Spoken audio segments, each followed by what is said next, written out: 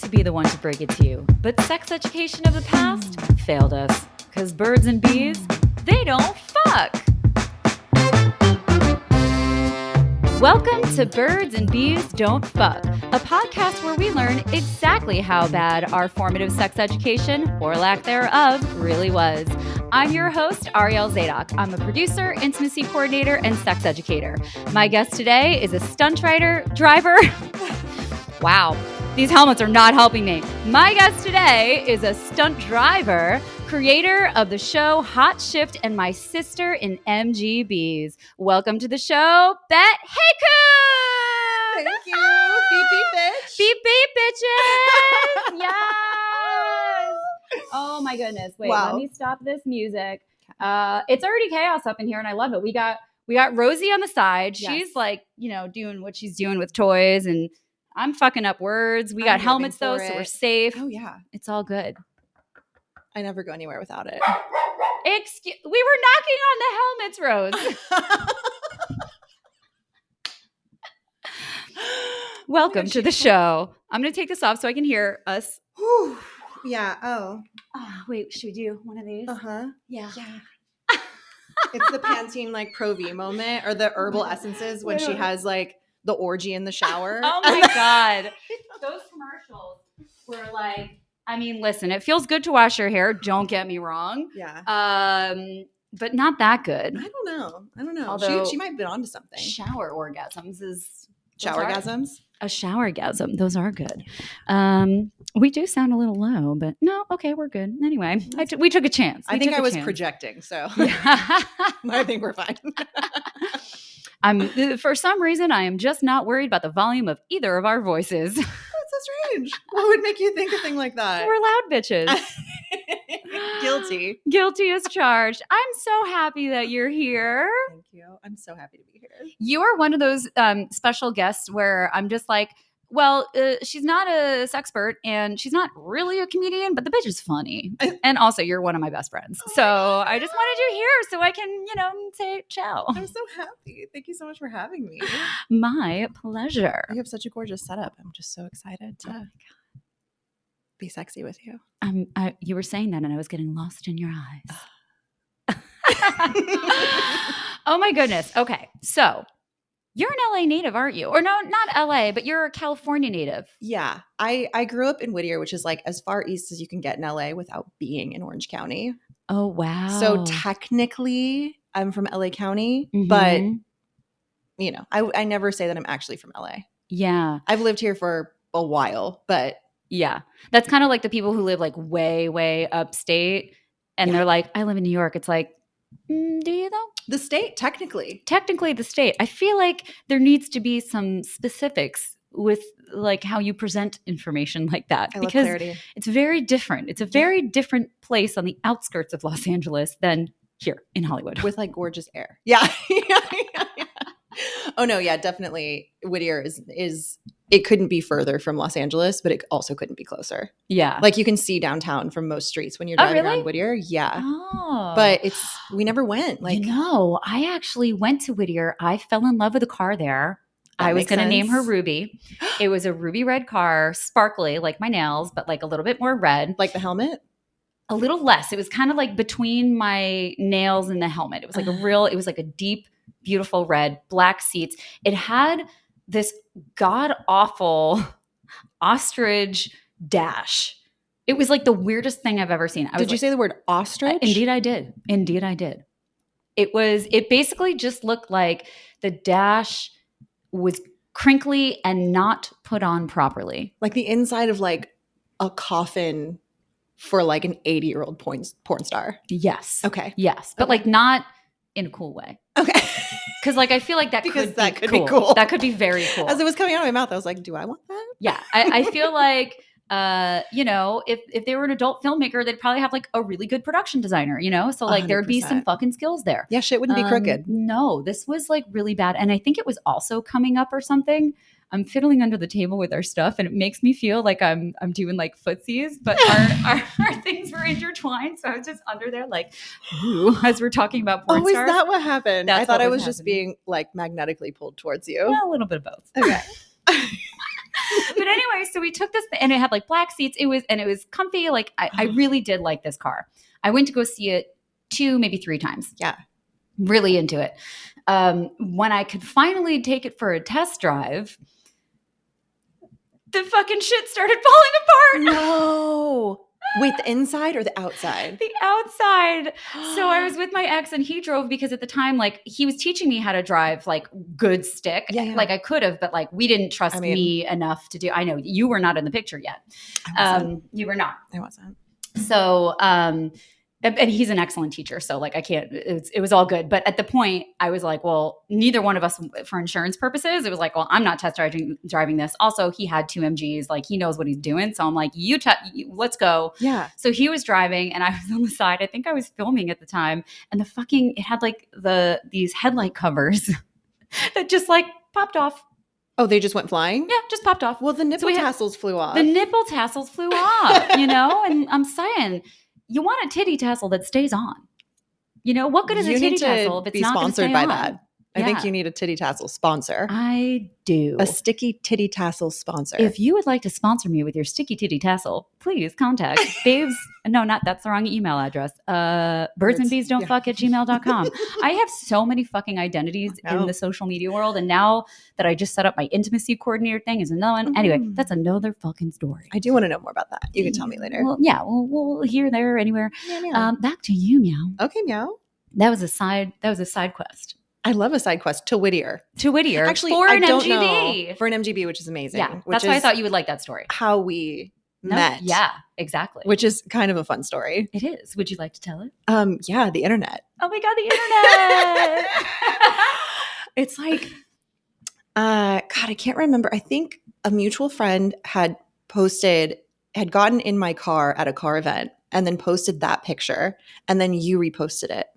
Oh. I think. Or he shared my profile somehow and you reposted it. Is that not how you remember? No. Well, so that was your version of it. It was Leo. Shout out to Leo, CNC Pics on Instagram.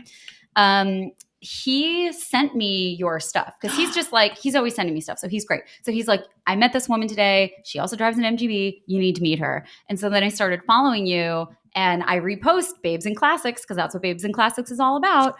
I'm lazy about it sometimes, but I try when I see cool shit. But she's a babe in a classic. Yeah, we all are. More. We need more. Yeah, call us. That was creepy. I like that. It is about to be spooky season, so. It is spooky season. I decided that Ruby's birthday commences the spooky season. Commenced. Okay, I like that. The spooky season has commenced. I like that. So we are now officially in spooky season as far as I am concerned. Oh my God. I love being so goofy with you. It's my favorite. I know, me too. Which is totally why he was like, you two need to meet. And then it wasn't until like maybe a year later. It was a while. It wasn't a year, but it felt like a year because it felt like a lifetime. Because it was just how did the universe keep us apart? But yeah, we were watching the Grand Prix, I think, at Motoring Club. Shout out to the Motoring Club. And it was delayed because of rain. Yeah. Or because we were talking. There was too much magic. There was way too much magic. A lot. Yeah. We saw each other from across the room. And we were like, do you want to do a reenactment? Yeah. Okay. So we're just like both in our conversations. And then Is it you? I think we just blew the audio. We did. And I'm not sorry about it. Yeah, then we spent... authenticity is important in creativity. Exactly. Oh my God, yes. Can't tattoo that somewhere. Like my face. Around the nipple tassels. Inspirational nipple tassels. Yes. Wow. Did we just start a business? I think we should workshop that. We should definitely workshop that. Yeah. I know enough burlesque performers. Honey Twat, I'm coming for you, baby. Ooh, that's a perfect name. Honey Twat's amazing. They did an episode with me. You got to listen. We're gonna go see a Honey Twat show. Okay, let's go. They just started Cinemalesque and it's fucking amazing. But they perform with Booty Burlesque and she's amazing. Anyway, all of these words I have a very strong connection to. So I need to see all these things. All of it. Hang out with me. I do cool shit with. It's like cars and titties. That's what I do. Let's go. More of that, please. Please. Someone help me. Oh my God. Okay.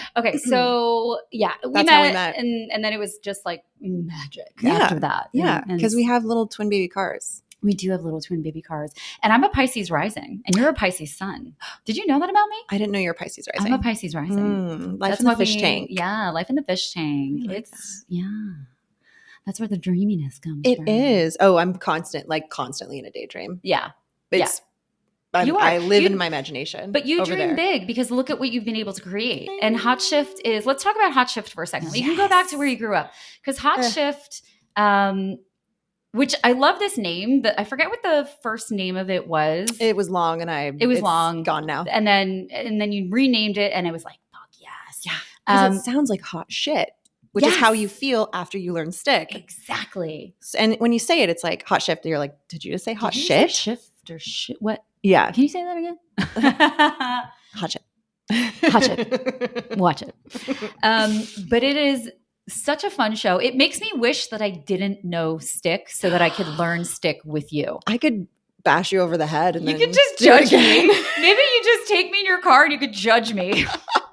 Well, you know that these cars are temperamental. They're so different. Every single one is so different. And truthfully, I can drive the shit out of my car, but I don't think I can drive stick in other cars, except for the other MGs that I learned on because I know them and their particulars. Yeah, but you know they're like curves and swerves and their particularities. Yeah. And when to like double up in one place. And you know what I mean? Yeah. Like, so, tell me about the journey of the dream to the reality. It's a lonely path walked by this Pisces. Swam by this Pisces. You're right.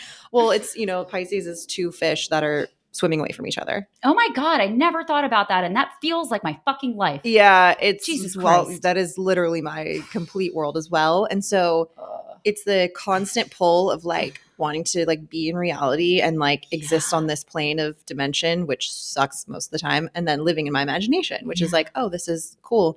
So I've had a journey of like connecting those two worlds together. Anyway, Hot Shift was born out of me going on the stunt driver journey, finding myself more in car spaces and being like, oh, there's people who like look like me or don't look like everybody else here. And they're typically on like the outskirts of the event. So I would like go up and be like, hey, like, what are you doing here? Like, why do you like cars? And there was always this hesitation of like, oh, I want to know more, but like, I don't know how to drive stick.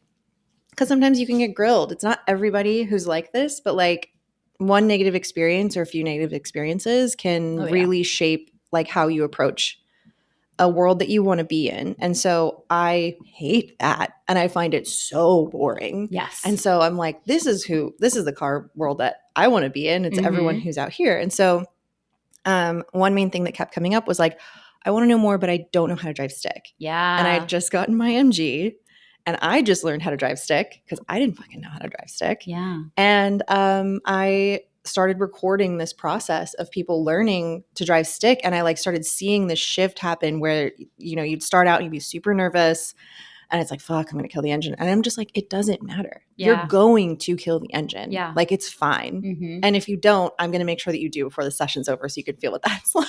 Yeah. But I just noticed this like confidence building and I loved centering people who we don't always see in the driver's seat and being like, yes, you belong here no matter who you are. Like you can love cars and there's no one way to love cars. 100%. Right? That's what the motoring club is about too, by the way. Snap. That's their thing too, is very much like there's no one way to love. You don't even have a car. Who cares? If you love cars and you vibe with the general being of inclusivity and like all of this shit, then like you vibe with us, you belong here, you know? I'm all about creating space. I mean, that's what Babies and Classics is too. It's like creating spaces for the people who were never allowed at the table before, who weren't cool enough or rich enough or white enough or male enough to be there. Exactly. And so it's like, let's go ahead and just make our own table. And this is what the car culture is. So how do I shine a light on that? And I'm huge on visibility because being a woman and being in the car space or starting to stunt drive even was like its whole other own thing. Yeah.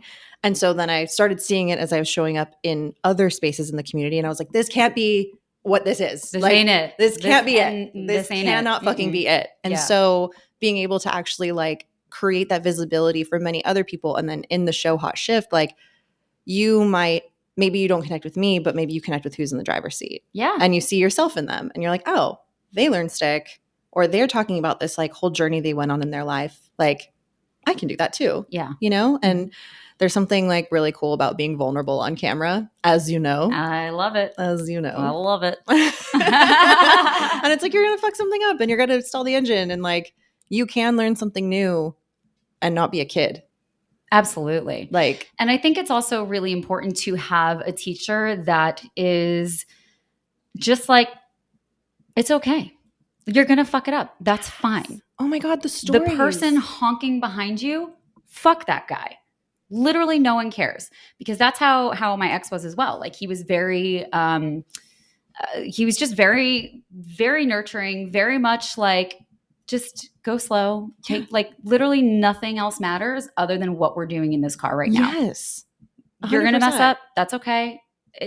Nothing matters. Yes. We're safe. You're okay. They will go around you. No one is in that much of a rush. 100%. I always say like the first rule of driving a classic car is that everyone else can fuck all the way off. 100%. There are vintage car rules, like don't go left in LA. Yeah. Just avoid the left turn lane. We call it a vintage left. Yeah. It's when you take 3 or 4 or 10 right turns to avoid making a left. You know what? That sounds familiar. It's a vintage left, or a vintage stop when you just like slow down into second and like you don't really stop because you're in a vintage car, and sometimes you might not be able to get start going. again. Yeah.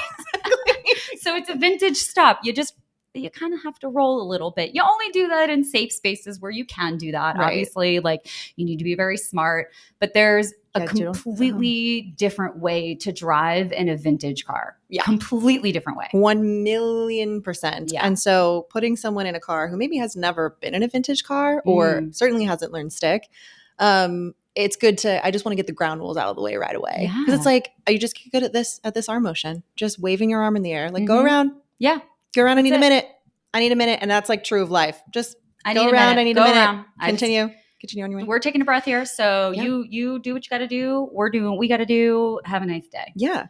They can honk. Every day. They can get pissed. They can do what the fuck ever. It has nothing to do with you. Literally none of it matters. They get to look at this cool car longer because they are trapped behind it. You're welcome. How often do you see people taking photos of you in your rear view mirror? Oh my God. I typically get a lot of just like verbal stuff. Okay. I don't necessarily, I think when I'm in places where there's more pedestrians, I feel like where I live, and where I drive around, there's just not a lot of like pedestrian traffic. Maybe I'm not paying attention to people in cars, but I do get a lot of like the people pulling up next to me and being like, what kind of car is this? Yeah. Like nice car. What year is that? Which is fine. I do that to people too. Of course. But I catch people taking photos a lot. Like I'll just look in my rear view and they'll be like, oh, that's which so is cool. Great. I mean, also, like I have purple hair. It's a fucking sight to see when you see, and I have my little hat that I wear. You have your little visor that you wear. Like we have our little vintage costumes that you have to put on when you drive your car. It's just like, this is what I wear. And I actually have my mom's driving gloves from the 60s. And they happen to be navy, which matches my burgundy and beige car. Oh my God, my nipples literally just got hard because that made me so excited. I know. I need to see the whole shebang together this autumn.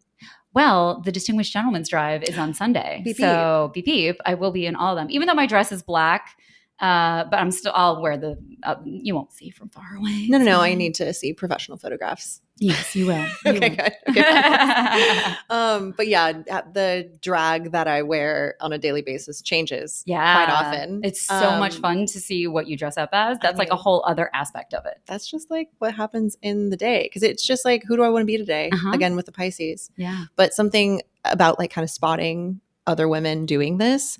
I taught someone stick who a year before saw me driving on the street randomly. Wow. And she saw the car and she's like, oh, that's a cool car. And then she was like, oh my God, there's a woman driving that car. And I was like wearing my visor. Love that reaction. So later we've met for the first time at a car event and she was just like, I've seen you driving around Los Angeles. Yes. This is crazy. And then when I taught her stick, it was like a cute little like just full circle moment come to a close. I love when people send me photos of me driving. It's a little bit creepy, but also I love it. I'm just like, yes, where did you see me out in the wild? I love that. Yeah. Just like a dabble into a stalker moment. Yeah. Not full blown. But like, just a little. But it's also like we're both very recognizable people. Yeah. Me, because like I wear black all the time, but I got purple hair and red lips. Convertible. Like it's just that I have a vibe, you have a vibe. Yeah. It's always changing, but we're both besides the fact that we're women driving these cars, we are also Shocking. we are also very recognizable women. Yes. So it is fun when people like see us out in the world and they're like, oh, I saw you here and I saw you there. And that's something that I really love about the vintage car community as well, is like the little nods we give each other. When you're on like Mulholland and you see someone else driving, you're like, yes. We're just like, well, tip the hat, little tip the hat. little hat tip, little thumbs up. Little, it's fun. You're like, we are both experiencing the same amount of pleasure and agony. Yes. That's exactly what it is. It's pleasure and agony, you know? It's pleasure and agony, yeah. It's a lovely blend of pleasure and agony. Yeah. It's like its own form of BDSM. Ooh. Behind stick driving motors. Yes. That's BSDM, but we will figure it out. BDSM. Behind driving stick motors. That's it. I think that's another handle you need to get on Instagram. Oh my God, I can't have another one. Please. Just do it for me, please. I need to see it. Maybe I'll just name this episode that. The world is perfect. The world is perfect. All is right in the world. I'm so happy. Right and well in the world.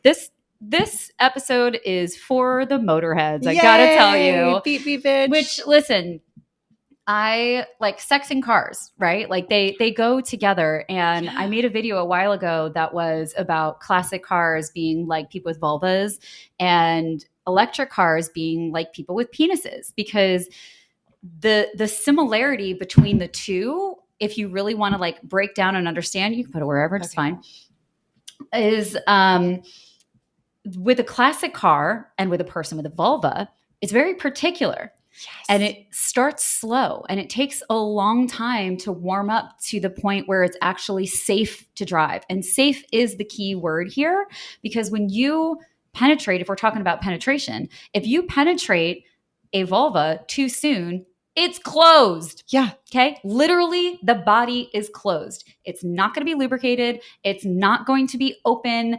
You are literally forcing something in there, and that's a fucking problem. Yeah.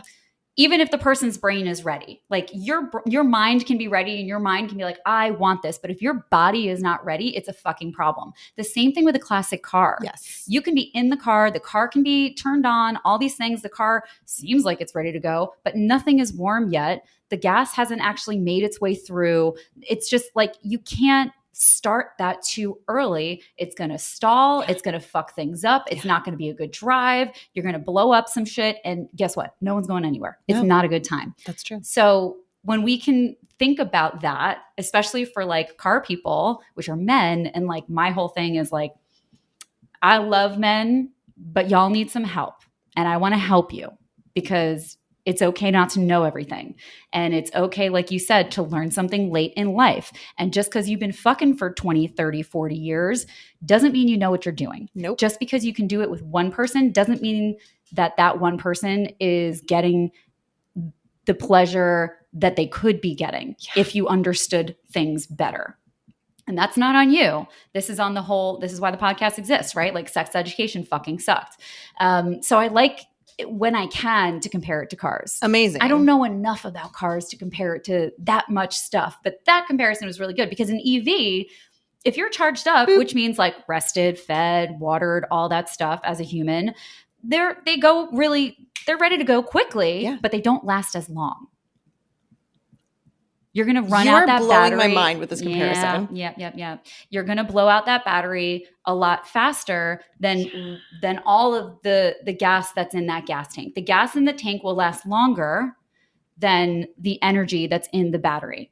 The battery will start up faster. It's more reliable in that way. Yeah. And in a lot of ways, it's more reliable. Not always. That's where EV comes in.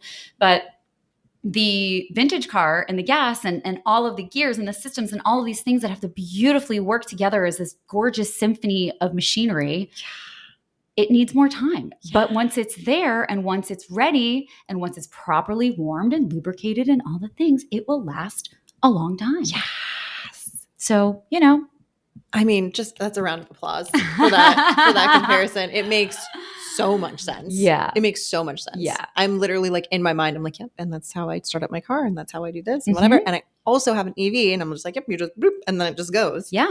And you know the very specific ways that your MG needs to get started. Relationship, versus understanding. mine. Yes. Getting curious, exploring, reading, doing research, trying different things, that communication. That two-way communication. Your car is talking to you. You're talking to your car. The vulva is talking to you. Maybe the human is also talking to you. Yeah. If they have the ability to do that. A lot of us don't, because it was never safe for women to do that. No, women's pleasure and people with vulva's pleasure was never prioritized. Yep. So even having the language and even them knowing what they need is very hard, but it's a two-way conversation. And if you're working together as a team, you will get there and you'll be in the canyons having a good fucking time. Oh my God, in the canyons. Yes.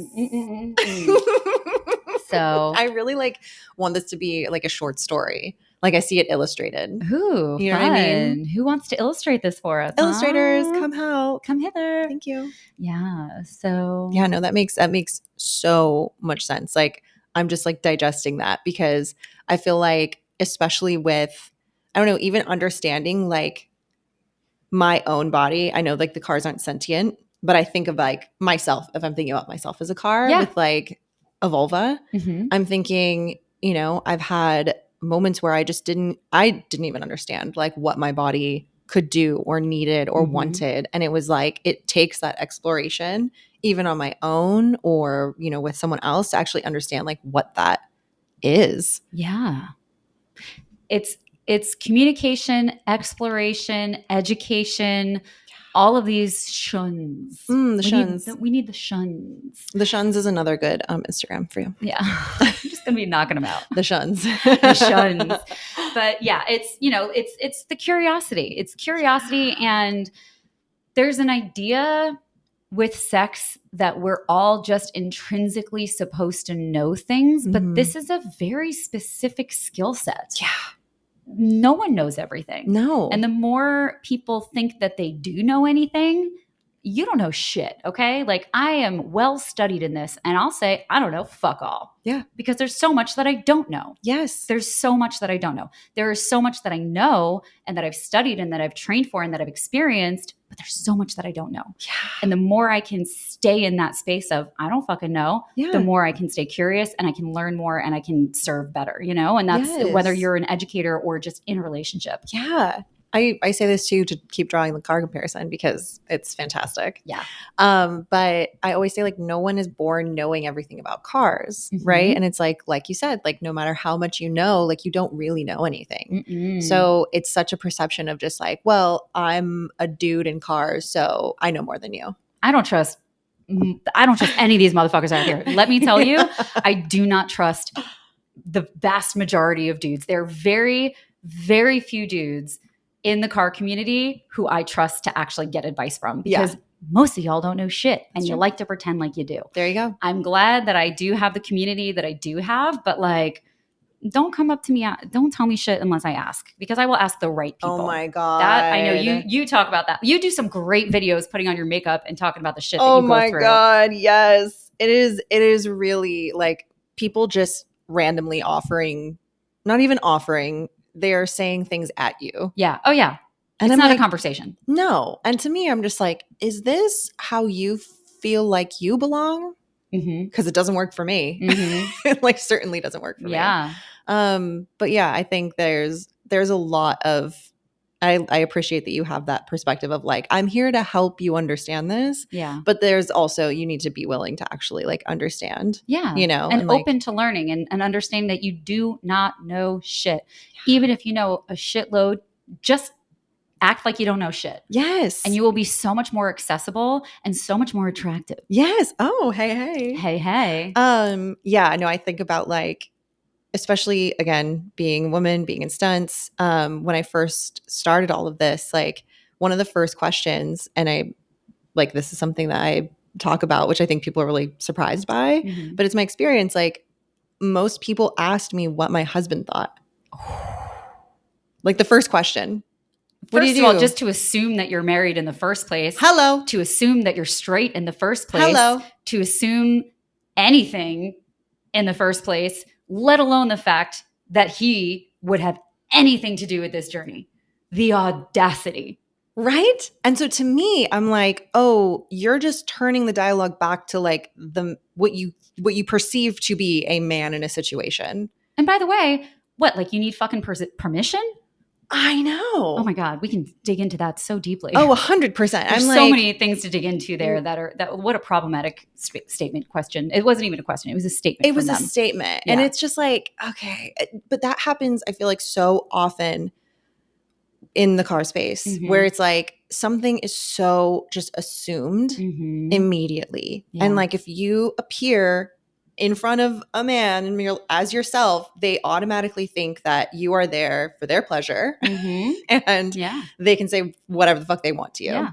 And that it's your husband, boyfriend, whoever, dad, brother, anyone who is not a woman who brought you there. Okay, yes, 1,000,000%. Yeah. It's like, oh, where's your dad? So I can ask him about this car. Or like, oh, your boyfriend let you drive this today? That's cool. Where is he? So I can talk to him about this. Crazy shit. Nah, bro. Yes. Yeah. It's no, like, actually, this is my car. Yeah. You can go fuck And this off. Is the back of my head walking away from you. Yeah, and I will not be answering any of your dumb fucking questions. It's true. Yeah. And it's like, it becomes exhausting when it happens a lot. Yeah. And that's why I want to create this. And that's why you're creating this amazing Babes in community. Classics. I'm like, I cannot be the only bitch who's into classic cars. No. And I wanted to, granted, listen, I don't do that much of it with it. But the whole thing was visibility. Yeah. It's visibility. It's just another chick on the internet might see my account and might be like, ooh, I'm a babe. I like classics. There's room for me. Yeah. I can do this too. And actually, you were at an event where Sonia said that, and I didn't even know. We were at this women's event at the Peterson, and Sonia, oh my God, it's Firefox. She was in a panel and she told this story that like made me tear up because I was like, what? I had no idea about when she bought her car and she had no idea about it. And she was reluctant or like whatever. I don't want to paraphrase the story because I'm going to ruin it. But the essence of it was that she saw me and what I was doing and how I didn't even know how to drive stick when I bought my car. Yeah, and that inspired her and gave her the confidence to just like go forth and do what she wanted to do. Amazing. And that's the whole fucking point. Yes. It's the whole point. You don't need to wait for a dude. You don't need to wait until you know something. If this is something you want to do, if you want to drive a classic car, as long as you got the money to buy it, which like a lot of them are not that expensive. So get it out of your head that these are like so inaccessible, because that's what I thought too. I was like, I could never afford this. I don't think I know how you got your car like fully. I don't think I know the story. Yeah. So I had been looking for like at least a year, maybe more. I was looking for a long time. And I went to an event. It was another woman that drives an MG.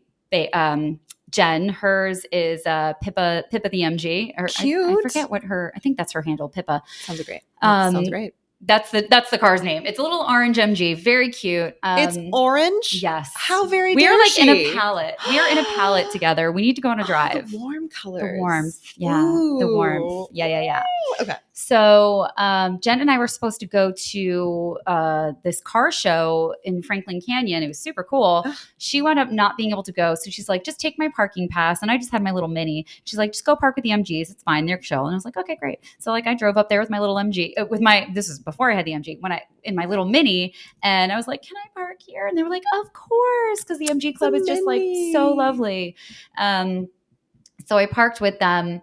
Wound up talking to this guy for like 2 hours.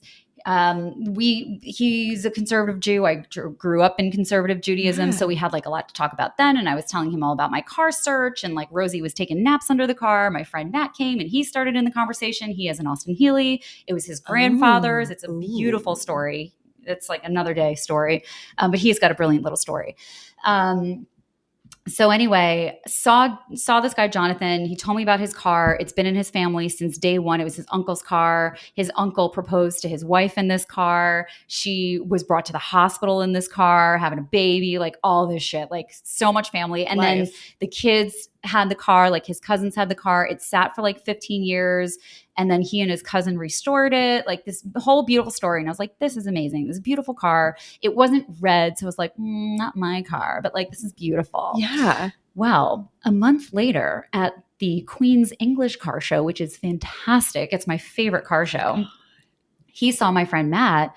And when Matt then saw me, he ran up to me and he's like, "Oh my God, did you see Jonathan?" And I was like, "No, why? What's up?" He's like, "He's selling his car. He wants to find you. He wants to sell it to you. You got to go find him right now." Oh my Matt God. does not speak like that, by the way. I'm going to imagine that he does. Yeah, he does. I'm just going to keep him like that. I'm going to meet him and be like, this isn't you. This is not you. Sorry. So went, talked to Jonathan, and he was like, "Yeah, I'm selling it." He found his dream car, which was a Sabra. It's an Israeli car. So again, like more connections here. My dad's Israeli. It's an Israeli car. It's normally very, very, very expensive, like $100,000 expensive. He found one that was an affordable price, and he consulted with the family, and the family was like, "Fuck the MG, sell that baby. You got to get the Sabra." Yes. So that's why, and he didn't have the garage space. He was very sad to sell the car, but he wanted it to go to me. Like I had first right of refusal, basically. I named my price. He was just like, how much were you looking to spend? So I told him what my ideal number was, and he sold it to me for that because he's like, I want it to go to you.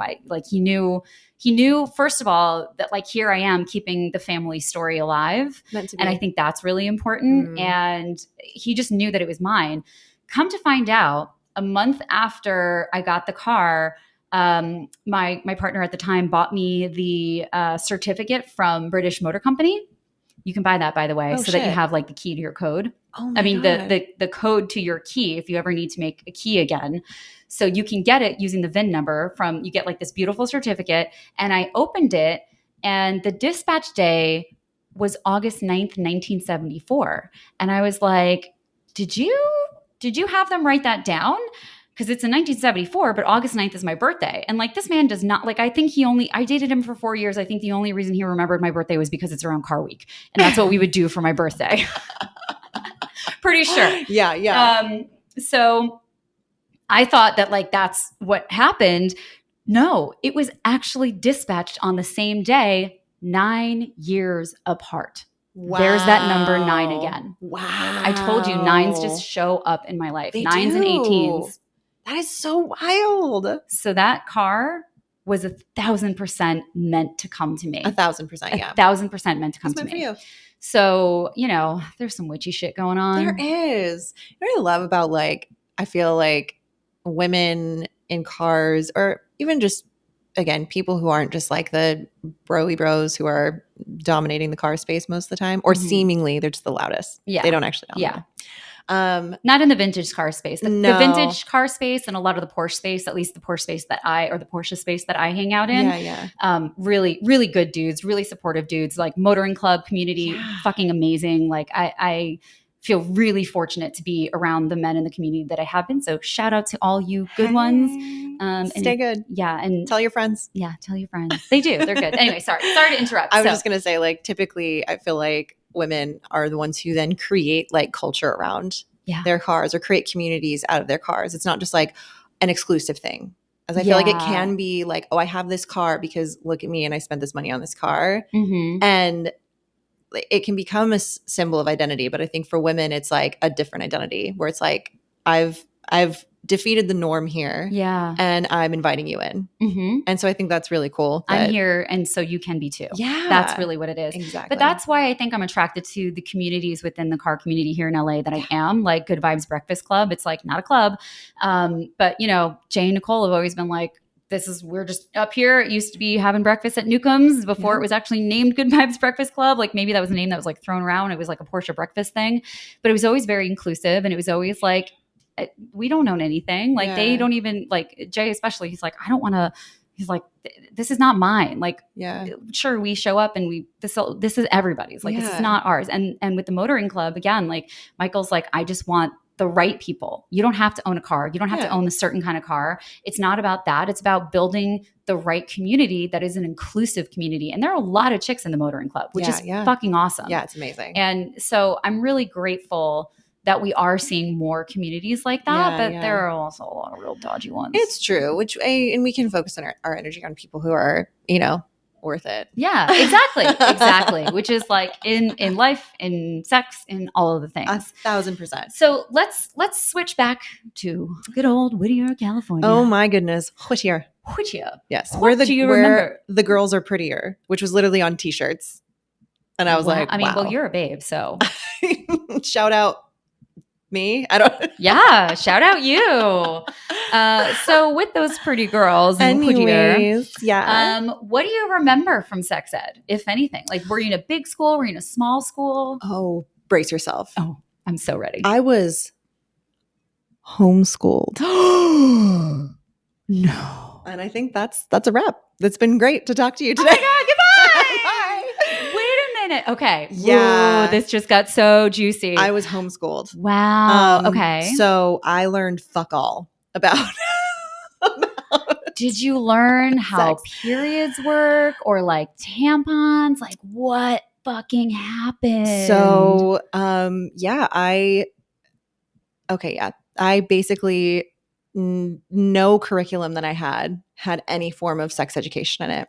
I remember because I was homeschooled and I was homeschooled through a religious school. Ooh. And I grew up in a very religious home. Oh, fuck. They didn't talk to you about shit. They said absolutely nothing. I remember very distinctly. I think I was very young. I was very, very young.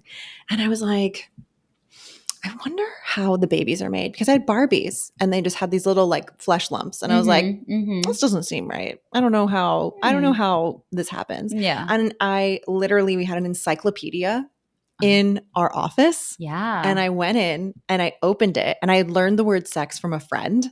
Ooh. Because the friend was like, oh my God, I learned like this word. And it's like when like your parents, whatever. And I was just like, yeah, I can't imagine that. Yeah. I'm like, I can't imagine that. But I don't want to. But I then was like, okay, well now I have the word. So then I took my ass to the office and was like, here's an encyclopedia. This is supposed to know things. And I opened it to sex. And I was just like, I just looked at the picture. I was like, yeah, that's what I thought.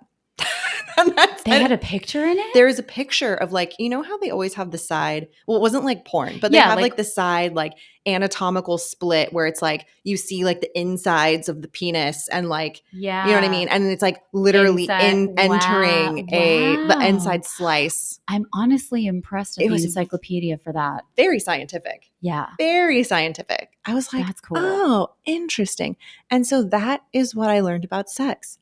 And nothing else for a very long time. And I had this one friend who she was our sex educator, right? Where she was like, we will be going to Planned Parenthood together and we will be getting birth control and we will be doing all these things because what's not going to happen is you accidentally getting pregnant and then being forced to keep it because cheers you to are that friend. Oh my home. God.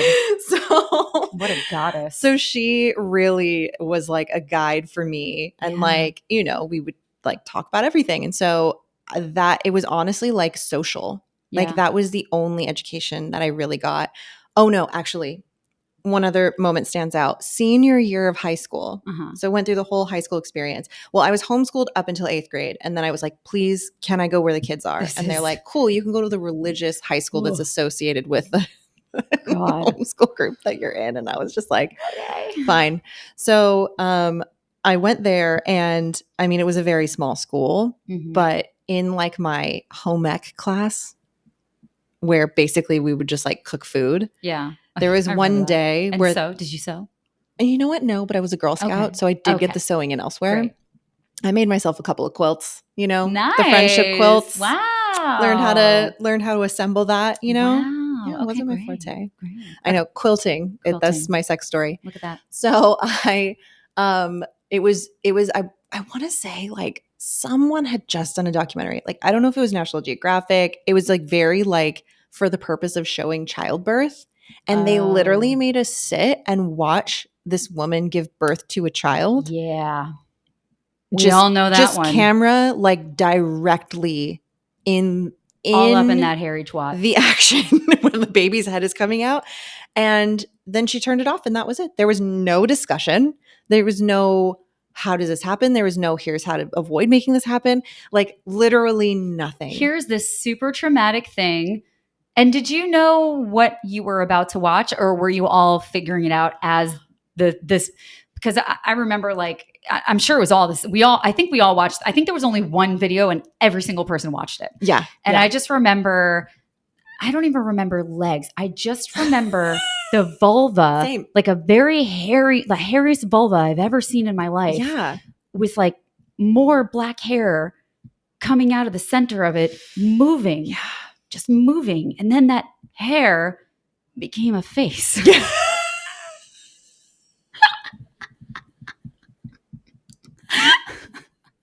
That is how I remember the sex video. Yeah. And with that, you said, what the fuck? Have a nice day. Yeah.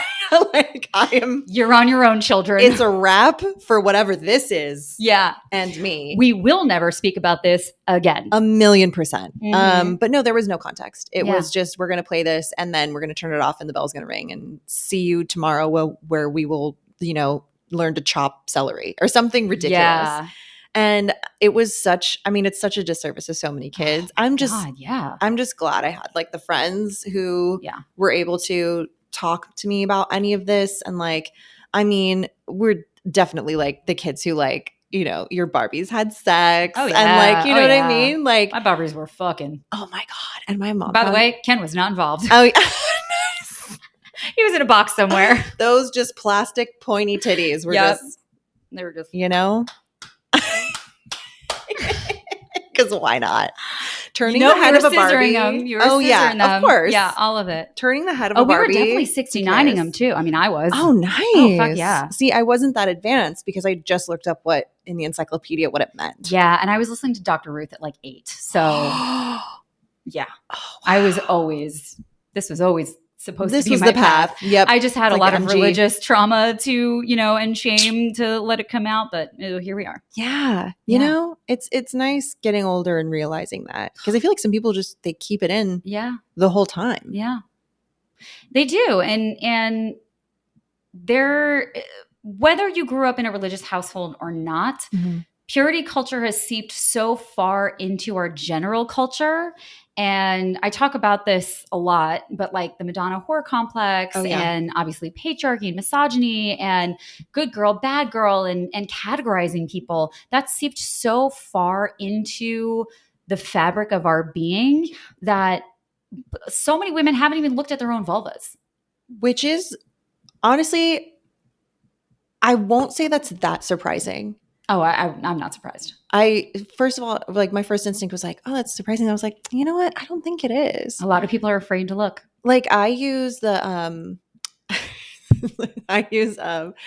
the like cups like for everything. Diva cup. Mm-hmm. And I know people who are just like, oh my God, how do I get it out? And I'm like, you just reach in and get it in there. And it's like that, I think connection and like being able to actually like be like feel inside of yourself and like know like what you feel like like when your cervix rises and lowers at certain times, like it's in different places, like it's so what magical. It feels like when you're aroused versus not, like that open and close we were talking about in the beginning, like what that difference is. It's fucking fascinating. Vaginas are fascinating, and I am using vagina as in the canal. I'm not talking about vulvas. Vulvas are fascinating too, but the vagina itself, when you are not aroused or your body is not ready to receive, even if your brain is aroused, those two things are separate. Very, very, very important. Your body can be aroused and your brain doesn't want it, or your brain can want it and your body is not aroused. Consent is always verbal. It's not physical. It is verbal. So now that I've gotten that out of the way, when it's closed, tell the children. I will tell the adults. Tell them all. And the children and everyone, because there's a lot that people don't know. Yeah. Nonverbal communication does not count in consent. Consent is verbal. Yes. Anyway, off my horse. Horse? Sure. I think it was high or box. Soapbox. Well, I was thinking soapbox, but actually I like announcing this from a horse. What about stage? Yeah. Ooh, a horse on a stage. I want to be on a horse on a stage teaching people about consent. Yes. Dreams, baby. But in any event, so it's fascinating because when a vagina is not ready to receive, it is closed like a tight little asshole. Mm-hmm. It is not open. You can't even put your finger on it. It is crazy. Completely closed. It's fucking fascinating. But when a vagina is fully aroused, because everything has lifted back, the cervix is lifted back, the vaginal canal is opened, it's a fucking cave in there. Yeah. It's fucking vast. Yeah. It's so cool. It's a fun place. It is Such a fun place. It is so cool how the body works. And a lot of the right pelvic floor physical therapists will do this. They're going to wait until your body invites their fingers in when they're giving you an exam. And that's really important for the bedroom too. Wait until the body invites you in. If the body is ready to receive, it will open up and it will invite you in. It's like a vampire. Wait for the invitation.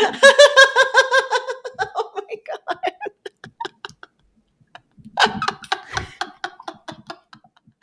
That killed me. Well, that killed me. Good. Count Dracula is what I will be calling it from now on. Yeah, Count Dracula. Well, actually, I guess it's whatever's going in is the vampire. Oh, that's true. Because the vampire has to ask permission to come into the house and has to wait to be invited. Okay. So the vagina is the house. Right. So anything that wants to come in is a fucking vampire that needs to be invited. That's true. Mm-hmm. God damn. I just learned. I'm today years old learning that. Yay. Oh my God, That's why this yay. podcast exists. Yay. So we can the whole thing is I'm a sex educator, but I'm really fucking sneaky about it. Yeah, you are. I'm a sexy ninja. Reel them in with what they want. Two babes talking about cars. Hey. Leave them with what they need. Tips about the vagina. And consent.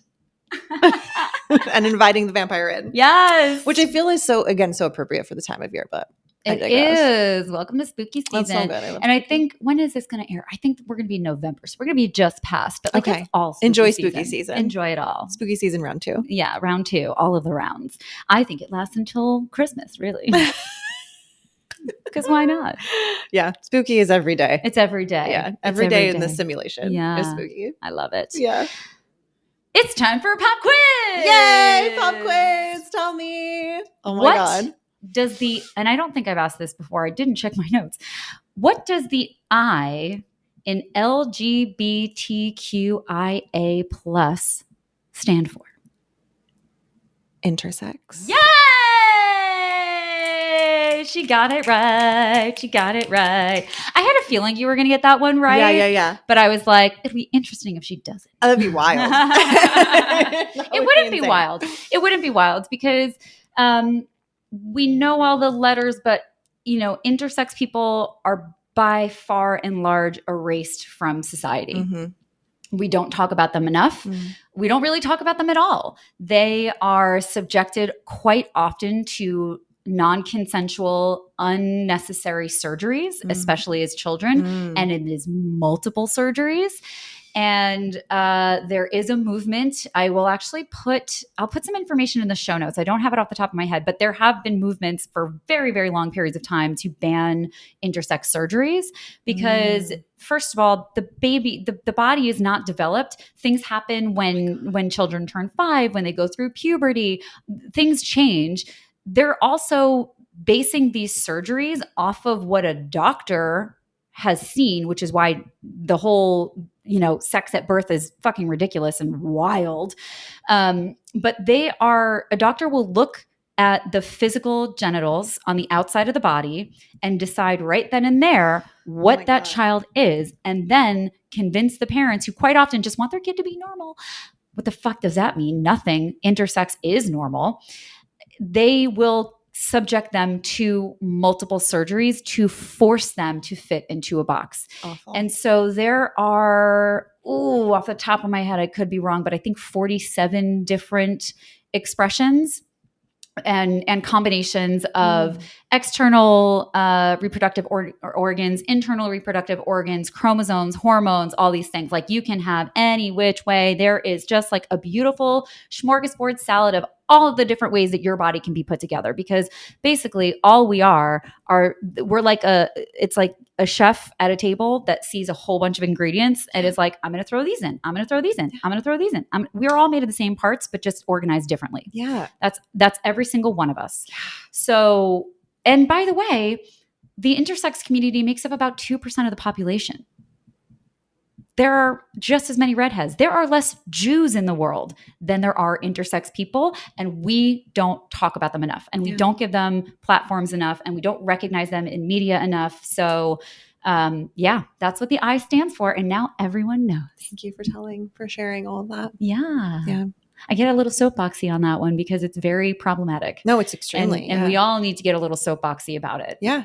There is a really great documentary on, I think it's on NBC's platform, Peacock. I think this is the only reason I got Peacock, actually, called Everybody. It's a documentary about intersex people, some amazing people in the community that are doing really great work. They share their stories. They share their vulnerability. And by the way, these surgeries were all based off of one fucked up doctor that used a child as an experiment because they fucked up when they were circumcising them or something like that. It's so fucking nightmare. sad. Fucking nightmare. Don't even get me started with circumcision. That's another whole thing. Yeah. But we're not going to do that right now. Yeah. Let's just maybe stop taking knives to babies that can't have an opinion on it. Honestly, it's such a nightmare. Like all of these practices around babies and their like genitalia when they're born, it's just like, it's like a nightmare. Yeah. And then we glaze over it and think it's normal. Like it doesn't make any sense. Absolutely not.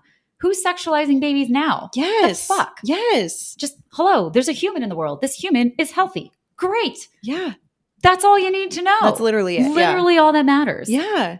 This baby is a human and this baby is alive and well. Yes. End of story. Correct. We need not name any we need not assign anything. No. And it's very good to obviously support like vocally, but also finding organizations that you can donate to help continue that, because we should all be fighting against these surgeries. Every single one of us should be fighting against these surgeries.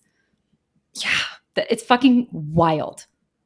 Like, if your mind is not blown right now at the fact that babies are born and a doctor is deciding this looks like a boy or this looks like a girl, so now I will subject this child, this baby, to multiple surgeries throughout their life and force them into a gender and take things out of their bodies or add things into their bodies. If you are not disgusted by that, I just encourage you to look into it a little bit more. Watch the documentary, look at the links that I'm going to put in the show notes. Just do a little bit more digging on that because it's barbaric and it's horrific and it's genital mutilation. There's no other way to say that. Yeah. To an innocent child that has literally just been born into the world. Yeah. That has no opinions. Yeah. They can't, they have nothing yet. So, whew, sorry to get so, like we're ending on a very. Don't apologize. I'm not actually. These are I don't know why things I did. to talk about. Yeah. It is. It's really important. So, thank you for coming on the show. Thank you for having me. It's so fun. Yeah. I know. Where can people find you? Okay. So my handles are Stunt with Bet. And my website is literally beepbeepbitch.com. Oh my God. I think I did know that. I did know that. I love that. And then Hot Shift, you can find hotshiftwithbet.com, more of the episodes and why I made it. But they're really fun episodes. I like to teach people from all over. I've taught like venture capitalists and, celebrity stylists and artists. And it's people from all over. So hopefully you see yourself in one of my students. Yay. Well, thank you so much for coming on the show. Thank you for the work that you're doing in the world and teaching people to drive and helping them fall in love with our wild habit of having these classic cars that might kill us at any given moment. Honestly, it's the cross we bear. But I always appreciate being thanked for coming.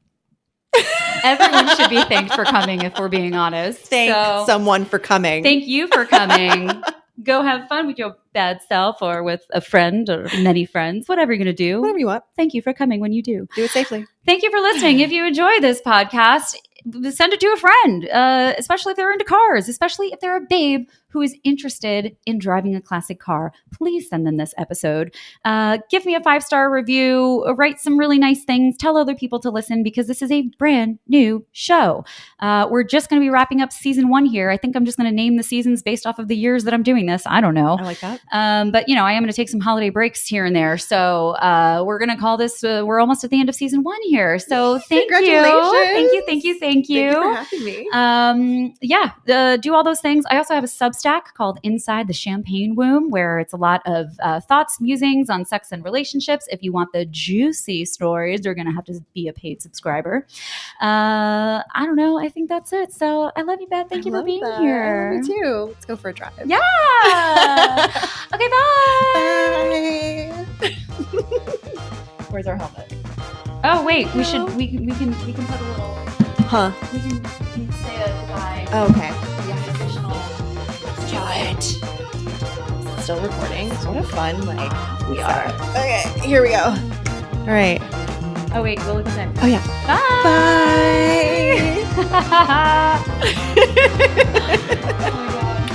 Bye. Zoom.